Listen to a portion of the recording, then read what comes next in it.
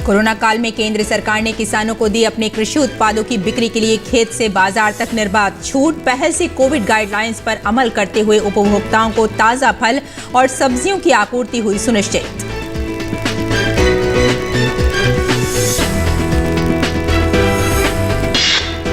भारत सरकार के मत्स्य विभाग ने स्टार्टअप इंडिया वाणिज्य और उद्योग मंत्रालय के सहयोग से फिशरीज स्टार्टअप ग्रैंड चैलेंज का किया शुभारंभ। केंद्रीय मंत्री पुरुषोत्तम रूपाला ने भारत के प्रतिभाशाली और प्रबुद्ध युवा वर्ग से क्षेत्रीय चुनौतियों को हल करने के लिए ग्रैंड चैलेंज का उपयोग करने का किया आग्रह।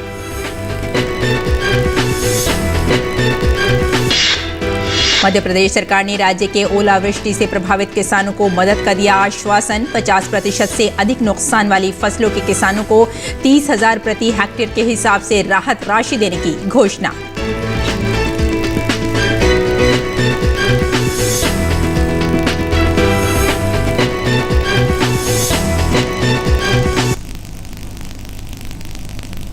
नमस्कार, किसान समाचार में आपका स्वागत है। मैं हूं आपके साथ रेशमा। आइए अब विस्तार से खबरों पर नजर डाल लेते हैं।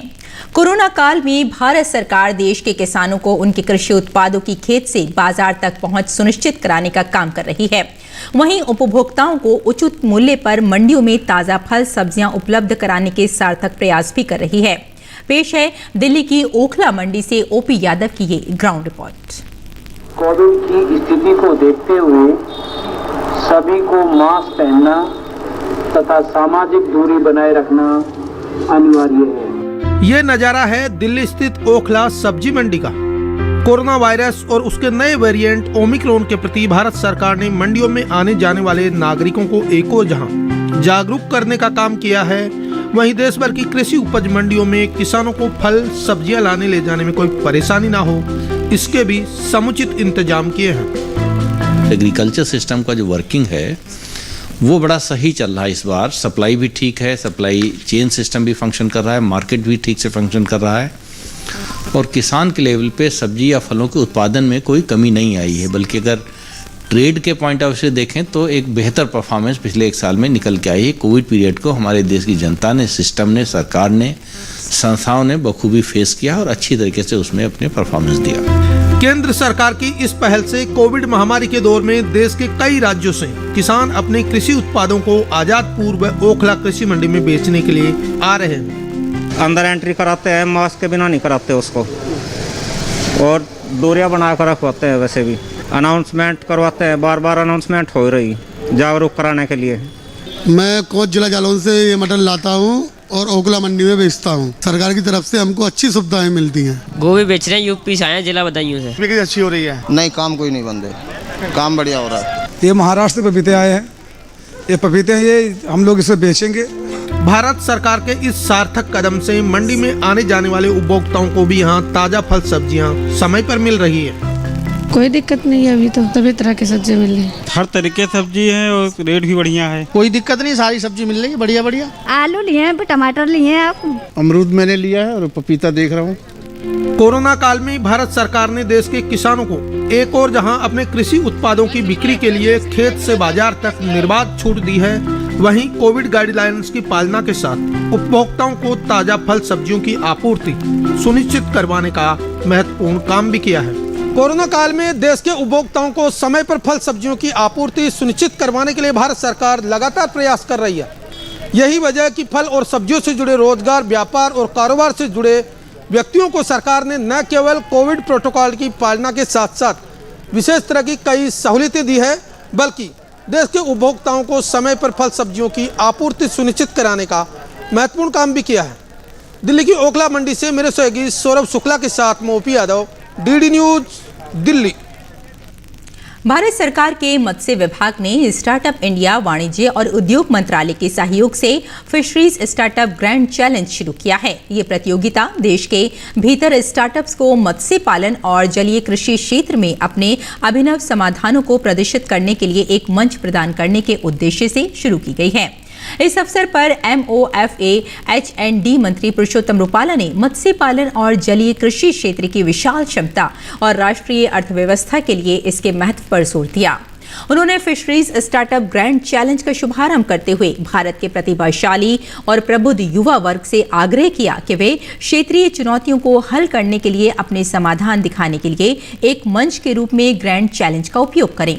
उन्होंने इस बात पर भी प्रकाश डाला कि मत्स्य पालन की बाधाओं और प्रबंधन के मुद्दों को हल करने के लिए समाधान तैयार किया जाना चाहिए ताकि मौजूदा राष्ट्रीय औसत से जलीय कृषि उत्पादकता औसत 3 टन से बढ़ाकर 5 टन प्रति हेक्टेयर, निर्यात आय को दोगुना किया जा सके और फसल के बाद के नुकसान को 25% से 10% तक कम किया जा सके।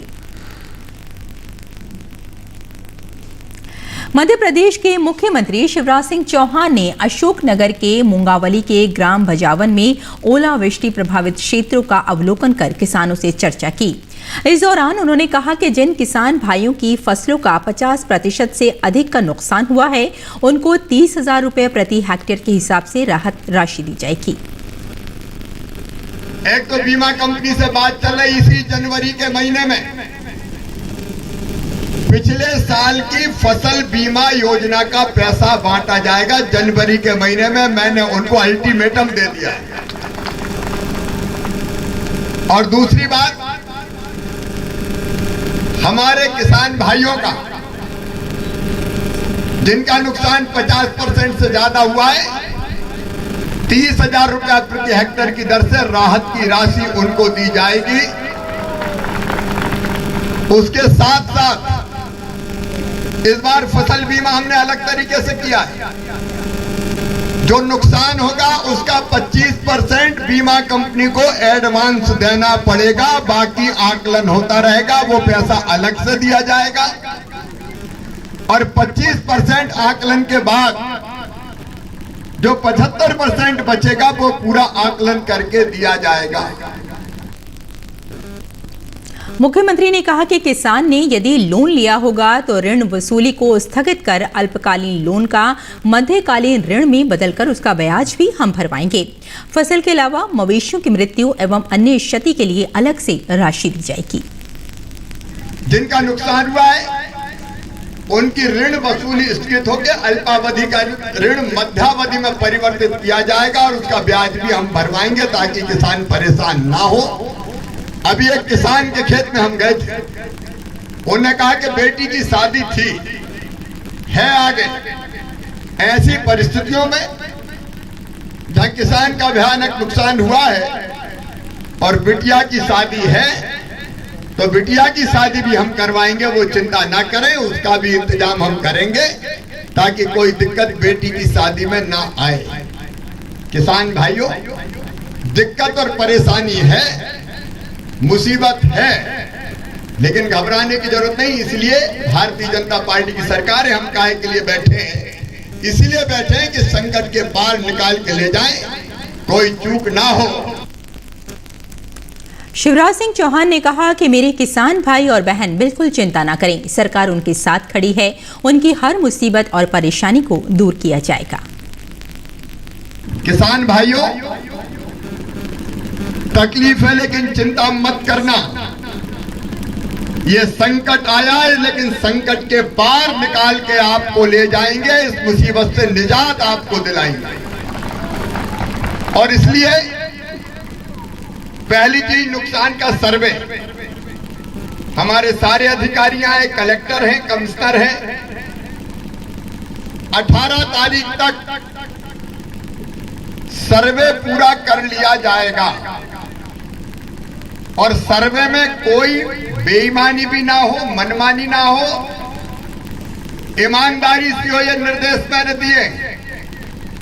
लेकिन केवल निर्देश नहीं, सर्वे की पूरी सूची पंचायत भवन में लगाई जाएगी ताकि आम जनता देख सके। और उसके बाद अगर किसी को आपत्ति होगी तो उसका खेत फिर से देखा जाएगा। मैंने अफसरों से सीधा कहा है, कह रहा हूं कि ये संकट की घड़ी है किसान के लिए, और इसमें कोई चूक ना हो जाए, ईमानदारी से सर्वे करना। ग्रामीण क्षेत्रों में बिखरा हुआ बाजार, अनियमित मांग और परिवहन बाधाएं जैसी चुनौतियां अक्सर किसानों और उद्यमियों को उनके उत्पादों का सही मूल्य प्राप्त करने में बाधा बनती हैं। इन चुनौतियों को दूर करने के लिए उत्तर पूर्वी क्षेत्र सामुदायिक संसाधन प्रबंधन सोसाइटी NIRCRMS और चांगलांग सामुदायिक संसाधन प्रबंधन सोसाइटी CCRMS ने समुदाय आधारित संगठन CBO का गठन किया है। वर्तमान में ये CBO जिला स्तर पर आपूर्ति श्रृंखला प्रबंधन को बढ़ाने की दिशा में काम कर रहे हैं। बिचौलियों को एक चेन की जगह CBO सीधे व्यक्तिगत किसानों से कच्चे मसाले जैसे अदरक, हल्दी का स्रोत बनाते हैं। इससे किसानों को प्रतिस्पर्धा बाजार कीमतों पर अपनी उपज बेचने के लिए एक तैयार मंच मिलता है। चूंकि कच्चे माल को सीधे क्षेत्र से प्रसंस्करण इकाई में लाया जाता है, उनकी गुणवत्ता और ताजगी भी बरकरार रहती है, जिससे अंतिम उत्पादों को बाजार में अन्य प्रतिस्पर्धा में बढ़त मिलती है। पोस्ट प्रोडक्शन और labelling CCRMS Changlang co operative society limited के सहयोग से स्थानीय विक्रेताओं के नेटवर्क के माध्यम से और नाबार्ड के ग्रामीण मार्ट और हाट के माध्यम से उत्पादों का विपणन करता है। वोकल फॉर लोकल के अभियान को जोड़ते हुए ये पहल स्थानीय उत्पादों के प्रचार को बढ़ावा दे रही है और जिला स्तर पर बिजनेस इकोसिस्टम को मजबूत कर रही है।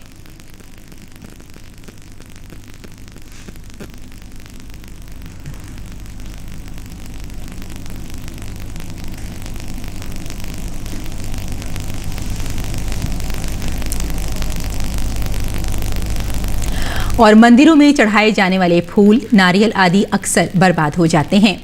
ऐसे में अहमदाबाद में युवाओं द्वारा शुरू किया गया एक स्टार्टअप एक नई शुरुआत कर रहा है। क्या है कोकोनट स्टार्टअप? देखिए अहमदाबाद से सुमन बोराना की ये रिपोर्ट।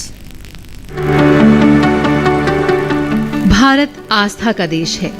यहाँ मंदिरों में फूल और नारियल चढ़ाने का रिवाज है, पर आस्था के ये प्रतीक उसके बाद कहाँ जाते हैं? कुछ कूड़ेदान में सड़ जाते हैं तो कुछ पानी में बहा दिए जाते हैं। ये प्रदूषण का एक बड़ा कारण बनते हैं। अहमदाबाद जैसे शहर में करीब रोजाना 30 टन फूल और 130 टन नारियल बर्बाद होते हैं। पर अब तस्वीर जरा बदली है। अब इस्तेमाल किए हुए फूल और नारियल सड़ेंगे नहीं, क्योंकि गुजरात टेक्नोलॉजी यूनिवर्सिटी के विद्यार्थी यश और अर्जुन ने इसका हल निकाला है। एक ऐसा स्टार्टअप शुरू किया है जिससे इन फेंके गए नारियलों को एक नया रूप दिया जा रहा है। हम पहले निर्माल्य फूलों लाते थे, तो बाद में उसमें ऐसा था कि हम नारियल को फेंक देते थे। तो नारियल के फेंक देने के बाद हमें पता चला कि इसका भी अच्छा सॉल्यूशन मिल सकता है। तो हम टेंडर कोकोनट, जो हम नारियल जो टेंडर कोकोनट है उसको पी के हम फेंक देते हैं, तो हम उसको कलेक्ट करते हैं अलग अलग वेंडर के थ्रू, और निर्माल्य मंदिर के फूलों के जो साथ नारियल आता है उसको भी कलेक्ट करते हैं।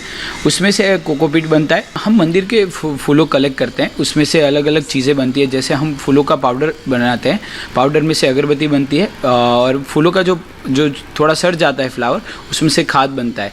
और उसी फूलों के पाउडर के होली के लिए हम उसको अलग अलग नेचुरल हर्ब्स मिक्स करके होली के लिए कलर भी बनाते हैं। नारियल के छिलकों को मशीन में पीसकर कोकोपिट बनाया जाता है।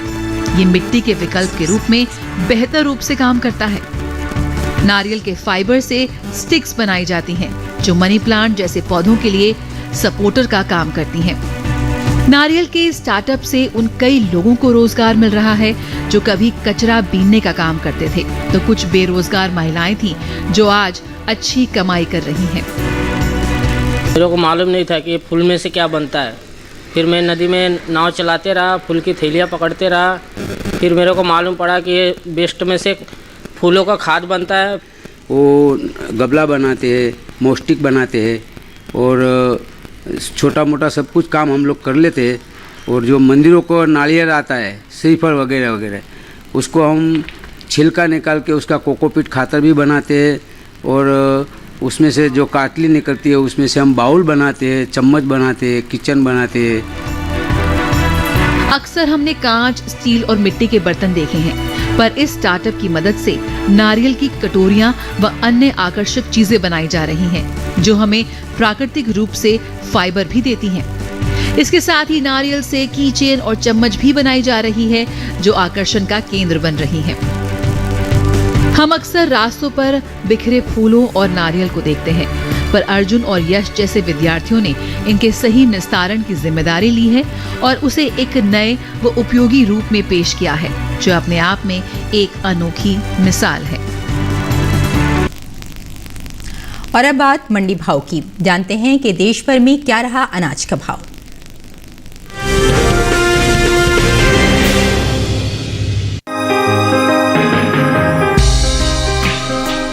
देश से होने वाले मक्का के निर्यात में खासा इजाफा देखने को मिला है। वित्त वर्ष 2020-21 के दौरान निर्यात में 7 गुना से ज्यादा बढ़ोतरी हुई है। वाणिज्य मंत्रालय की संस्था एपीडा के अनुसार साल 2020-21 के दौरान देश से 28,79,000 टन मक्का का निर्यात हुआ, जबकि वित्त वर्ष 2019-20 के दौरान देश से सिर्फ 3,70,000 टन ही मक्का का निर्यात हो सका था। वैश्विक बाजार में भारतीय मक्का की कीमत उचित लग रही है और भारत अच्छी गुणवत्ता और मानक की मक्का को वाजिब दाम में उपलब्ध करा रहा है। यही वजह है कि भारत के मक्का की मांग वैश्विक बाजार में बढ़ी है। वहीं साल 2021-22 के लिए मक्का का पहले अग्रिम अनुमान को जारी किया गया है। कृषि मंत्रालय की ओर से जारी पहले अग्रिम अनुमान के अनुसार साल 2021-22 के दौरान देश में मक्का की पैदावार 21.24 मिलियन टन होने का अनुमान है। मक्का के हाजिर भाव की बात करें तो एगमार्क नेट के अनुसार गुजरात की जंबूसर मंडी में 12 जनवरी को मक्का का भाव था 1,600 रूपए। 13 जनवरी को इसके भाव में कोई बदलाव नहीं आया और भाव 1,600 रूपए पर बना रहा। वहीं कर्नाटक की कुस्तगी मंडी में इस दौरान हाइब्रिड मक्का के सौदों में नरमी के साथ कारोबार हुआ। यहाँ 12 जनवरी को हाइब्रिड मक्का का भाव रहा 1,675 रूपए। 13 जनवरी को इसके सौदे 35 रूपए लुढ़क कर 1,640 रूपए पर हुए। हालांकि मध्य प्रदेश की खातेगांव मंडी में बीते 2 दिनों के दौरान पीली मक्का के भाव स्थिर रहे। यहाँ 12 और 13 जनवरी को पीली मक्का 1,600 रूपए पर बिकी।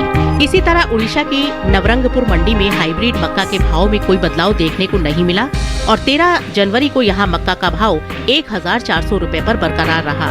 राजस्थान की बेगू मंडी में बुधवार को मक्का का भाव था 1,750 रूपए। गुरुवार को इसके सौदों में कोई फेरबदल नहीं आया और भाव 1,750 रूपए पर बना रहा। आपको बता दें कि बीते कुछ समय से पीछे चल रही मक्का की बुवाई में अब कुछ बढ़त देखने को मिली है। चालू रबी सीजन में मक्का की बुवाई बीते साल के मुकाबले 1,33,000 हेक्टेयर आगे चल रही है। कृषि मंत्रालय की ओर से साल 2021-22 के लिए 7 जनवरी को जारी ताजा आंकड़ों के अनुसार रबी मक्का की कुल बुवाई 15,94,000 हेक्टेयर में हो चुकी है, जबकि साल 2020-21 के दौरान बुवाई का रकबा 14,61,000 हेक्टेयर ही रहा था।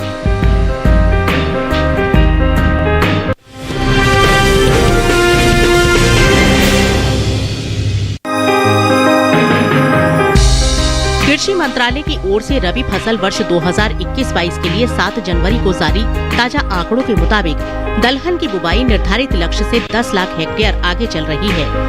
वहीं बात मूंग की खेती की करें तो दलहनी फसलों में शामिल मूंग का रकबा बीते साल के मुकाबले पीछे चल रहा है। साल 2021-22 के दौरान मूंग की कुल बुवाई 1,67,000 हेक्टेयर घटकर 2,67,000 हेक्टेयर में ही हो पाई है, जबकि साल 2020-21 के दौरान बुवाई का रकबा 4,34,000 हेक्टेयर रहा था।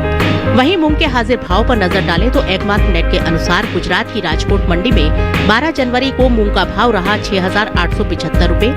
13 जनवरी को इसके भाव में 25 रूपए की तेजी आई और भाव 6,900 रूपए पर जा पहुंचा। इसी तरह मध्य प्रदेश की खातेगांव मंडी में मूंग के सौदे मजबूती के साथ हुए। यहाँ 12 जनवरी को मूंग का भाव था 6,200 रूपए। 13 जनवरी को इसके सौदों में 800 रूपए का भारी उछाल आया और भाव हो गया 7,000 रूपए। मूंग के भाव में बढ़त का सिलसिला राजस्थान की कोलूवाला मंडी में भी बरकरार रहा। यहाँ बुधवार को मूंग का भाव रहा 5,791 रूपए। गुरुवार को इसके सौदे 79 रूपए चढ़कर 5,880 रूपए पर हुए। हालांकि राजस्थान की ब्यावर मंडी में बीते 2 दिनों के दौरान मूंग के भाव स्थिर रहे। यहाँ 12 और 13 जनवरी को मूंग 5,000 रूपए पर बिकी, जबकि उत्तर प्रदेश की ललितपुर मंडी में 12 जनवरी को मूंग का भाव था 6,900 रूपए। 13 जनवरी को इसके भाव में 10 रूपए का उठाव आया और भाव हो गया 6,910 रूपए। वहीं साल 2021 के दौरान देश में हुए दालों के निर्यात पर नजर डालें तो इस साल अक्टूबर महीने में दलहन के निर्यात में बढ़त देखने को मिली है। अप्रैल से अक्टूबर महीने के दौरान दलहन के निर्यात में 833 टन की बढ़ोतरी दर्ज की गई है। एपीडा की ओर से जारी ताजा आंकड़ों के अनुसार देश से 1,82,480 टन दालों का निर्यात हुआ है, जबकि बीते साल की समान अवधि के दौरान निर्यात 1,81,647 टन ही रहा था।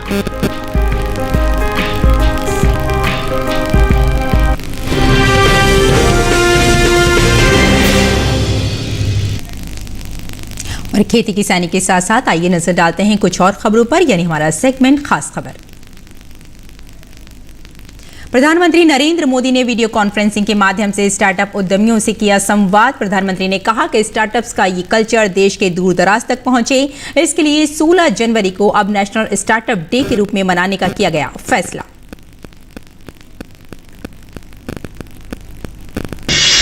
पीएम मोदी ने कहा कि इनोवेशन को लेकर भारत में जो अभियान चल रहा है उसी का प्रभाव है कि ग्लोबल इनोवेशन इंडेक्स में भी भारत की रैंकिंग में आया है बहुत सुधार। संसद का बजट सत्र 31 जनवरी से होगा शुरू। बजट सत्र का पहला चरण 31 जनवरी से 11 फरवरी तक, जबकि दूसरा चरण 14 मार्च से 8 अप्रैल तक किया जाएगा आयोजित। दूसरे चरण की समयावधि सरकार की जरूरतों पर होगी निर्भर। सरकार वित्त वर्ष 2022-23 के लिए 1 फरवरी को पेश करेगी बजट। उत्तर प्रदेश विधानसभा चुनाव के पहले चरण की अधिसूचना जारी होने के साथ ही राज्य में चुनाव प्रक्रिया शुरू। राज्य में पहले चरण में प्रदेश के 11 जिलों शामली, मेरठ, मुजफ्फरनगर, बागपत, हापुड़, गौतम बुद्ध नगर, गाजियाबाद, बुलंदशहर, मथुरा, आगरा और अलीगढ़ की कुल 58 सीटों के लिए होगा मतदान। नामांकन दाखिल करने की आखिरी तारीख 21 जनवरी, जबकि नाम 27 जनवरी तक लिए जा सकेंगे वापस। पहले चरण का मतदान 10 फरवरी को। देश में अब तक लगभग 156 करोड़ लगाए गए कोविड रोधी टीके, 90 करोड़ से अधिक टीके दिए गए पहली डोज के रूप में, तो 65 करोड़ से अधिक दूसरी डोज के रूप में लगाए गए टीके। केंद्रीय स्वास्थ्य मंत्रालय के अनुसार 37.5 लाख से अधिक एहतियाती डोज दी गई पात्र श्रेणी के लोगों को। 15 से 18 वर्ष के किशोरों को लगाए गए 3 करोड़ से अधिक टीके। स्वास्थ्य मंत्री डॉक्टर मनसुख मांडविया ने महामारी जैसी स्थिति में प्राथमिक स्वास्थ्य देखभाल के लिए टेली परामर्श को बताया वरदान। कहा, ई संजीवनी देश में स्वास्थ्य क्षेत्र में एक क्रांति की तरह और ये प्रधानमंत्री की कल्पना के अनुसार सस्ती और सुलभ स्वास्थ्य देखभाल सेवा कर रही है प्रदान। डॉक्टर मांडविया ने लोगों से कोविड महामारी के दौरान डिजिटल प्लेटफॉर्म का अधिक से अधिक उपयोग करने का किया आग्रह। भारत में पिछले 24 घंटों में कोरोना वायरस के 2,68,833 नए मामले आए सामने। वहीं 1,22,684 मरीज कोरोना को मात देकर हुए स्वस्थ। शुक्रवार को 402 लोगों की कोरोना से हुई मौत। देश में ओमिक्रॉन के अब तक 6,041 मामले आए सामने। महाराष्ट्र में कोविड-19 के नए मामलों की रफ्तार नहीं हो रही है कम। शुक्रवार को राज्य में 43,211 नए मामले किए गए दर्ज, जिनमें से केवल मुंबई में ही 11,317 मामले आए सामने। शुक्रवार को ओमिक्रॉन वेरिएंट के 238 नए मामले किए गए दर्ज। अब तक राज्य में 1,605 ओमिक्रॉन के कुल मामले आ चुके हैं सामने। कोविड-19 से राज्य में शुक्रवार को 19 लोगों ने गंवा दी अपनी जान। केरल में कोरोना वायरस के बढ़ते मामलों को देखते हुए राज्य सरकार ने 21 जनवरी से 2 सप्ताह के लिए नवीं कक्षा तक स्कूली छात्रों के लिए ऑनलाइन कक्षाएं लगाने का लिया निर्णय। साथ ही कोरोना के अधिक मामले सामने आने पर शिक्षा संस्थानों के प्रमुखों को अपने संस्थानों को 2 सप्ताह तक बंद करने का भी दिया अधिकार। राज्य के मुख्यमंत्री की अध्यक्षता में हुई एक समीक्षा बैठक में लिया गया ये निर्णय। दिल्ली में पिछले 24 घंटों में कोरोना के 24,383 नए मामले आए सामने। राष्ट्रीय राजधानी में पॉजिटिविटी रेट हुआ 30.64%। मुख्यमंत्री कार्यालय में जारी स्वास्थ्य बुलेटिन के अनुसार फिलहाल दिल्ली में 92,273 सक्रिय मामले। दिल्ली में कुल कोविड मामले बढ़कर हुए 16,70,000 से अधिक और मरने वालों की संख्या हुई 25,305।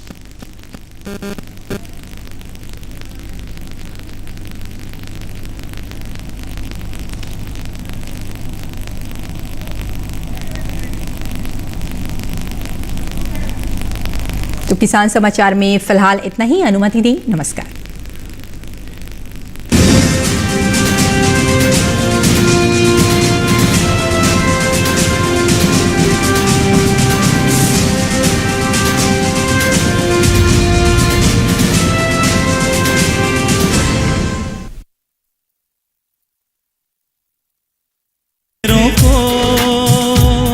मिटा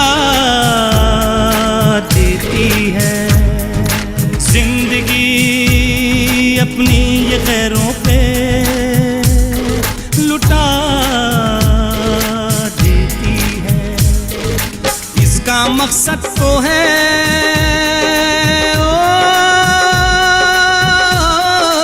इसका मकसद तो है दुनिया को सजाने के लिए क्षमा जलती है पिघलती है समाने के लिए।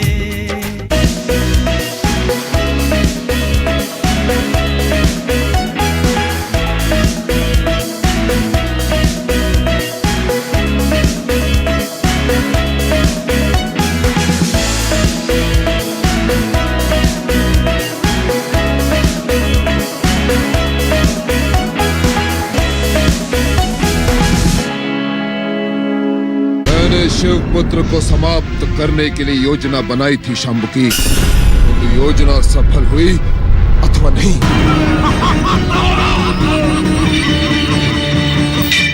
हे महागणेश, इस पृथ्वी लोक को तारकासुर के अत्याचारों से कब मुक्ति मिलेगी? यदि तुमने सत्य नहीं बताया तो हम तुम्हें समाप्त कर देंगे।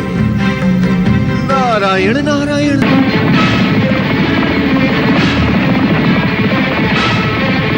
सर्वशक्तिमान परम देव श्री महागणेश के प्रति निंदात्मक वचन कहकर अपने सर्वनाश को निमंत्रण ना दो दीदी।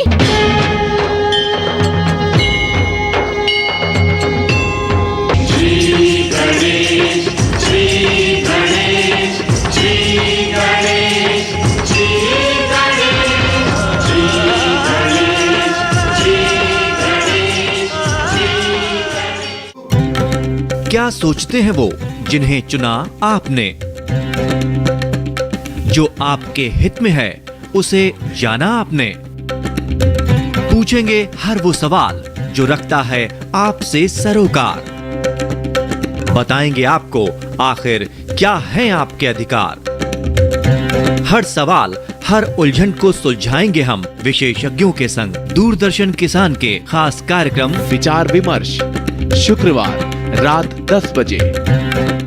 मेरी माता की आज्ञा का उल्लंघन हो जाए, आपकी चतुराई धन्य है महादेव। हठी बालक, हट जा मेरे मार्ग से, अन्यथा।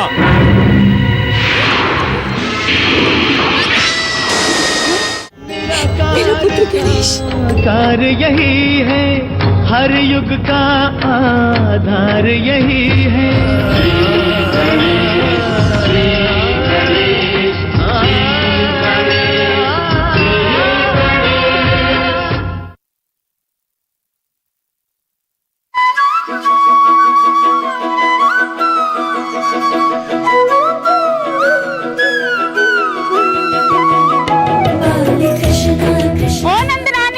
तुम्हारे माखन चोर ने और उसकी टोली ने सारा आतंक मनाकर रखा है। भैया, तुम्हें मुझसे अधिक गोपियों पर विश्वास है? माखन की मटकी में ज्ञान का सागर। देखिए बाल कृष्ण 17 जनवरी से सोमवार से शुक्रवार रात 9 बजे सिर्फ डीडी नेशनल पर। उत्तर पूर्वी राज्यों पर आधारित अनूठी कहानियों का संग्रह गुलदस्ता। जाने माने कहानीकारों की इन रचनाओं में है मनोरंजन भी, संदेश भी। देखिए गुलदस्ता पूर्वोत्तर के बगीचे से गुरुवार से शनिवार दोपहर 12:30 पर। 350 ईसा पूर्व भारत, एक सोने की चिड़िया जो कभी किसी पिंजरे में नहीं आई। इस चिड़िया का शिकार मैं करूंगा। जो दुनिया जीत के आया था, उसे खाली हाथ लौटाया था। ऐसा कोई पिंजरा नहीं बना जो भारत को कैद कर सके। पोरस 17 जनवरी